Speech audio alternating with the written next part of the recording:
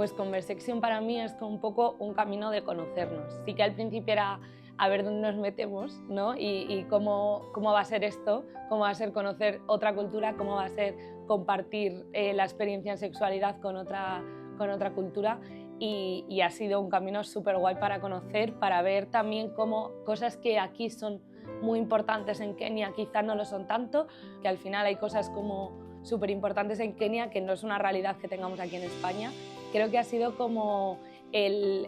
tener una oportunidad para poder aprender, enseñar también y desmitificar muchas cosas que igual teníamos en la cabeza o que pensábamos que eran de una manera, y ha sido una experiencia como súper satisfactoria y llena de eso, de aprendizajes y de momentos muy guays para conocer también a las compis de Kenia que nos han enseñado un montón de cosas súper interesantes. Pues creo que los jóvenes somos como esenciales, bueno, precisamente porque el proyecto va de jóvenes hablando, ¿no? Pero creo que al final entre nosotras y nosotros nos podemos aportar un montón de cosas y el hecho de que podamos seguir teniendo estas conversaciones de sexualidad, seguir haciendo un poco de activismo desde aquí y seguir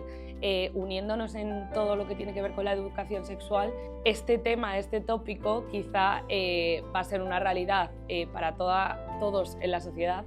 y creo que los jóvenes pues tenemos una potencia súper buena para hablar, para comunicarnos y para entendernos y abrir quizá un poco ya del todo la mente y bueno, creo que el papel entre nosotros es seguir hablando, seguir conversando y seguir al pie del cañón un poco con esto, ¿no? El podcast de Conversection es un hito fundamental que ha unido a jóvenes de Kenia y de España para hablar sobre sexualidad, derechos sexuales y reproductivos y salud en general.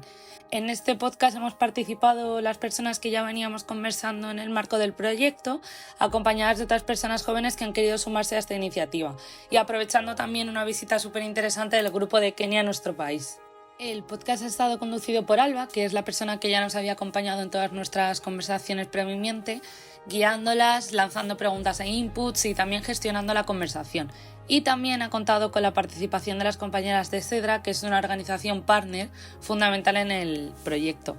En estas conversaciones que forman parte de los capítulos del podcast hemos vuelto a hablar sobre algunos temas importantes que ya habíamos estado tratando en las conversaciones previas. Y hemos planteado temas nuevos también, como por ejemplo pues el feminismo, el impacto de la pornografía en el contexto actual, las dificultades en la sexualidad y la erótica. Hemos estado también hablando sobre las diferencias culturales, sobre la educación sexual que hemos tenido y hemos recibido y sobre los riesgos de la sexualidad y cómo impactan pues, en nuestra vida y también en las oportunidades que tenemos.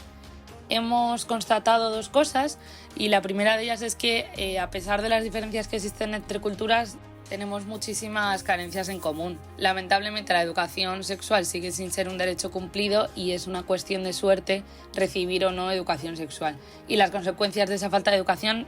sexual se ven allí y se ven aquí. Además también teniendo esta posibilidad de establecer lazos entre comunidades y culturas, y es algo bastante importante que nos permite este podcast, que es normalizar la conversación sobre sexualidad y sobre educación sexual en general. La sexualidad al final sigue siendo un tabú, lamentablemente entre las personas jóvenes y también con las personas adultas en todo tipo de conversaciones, así que el podcast es una herramienta increíble para romper con todas estas barreras.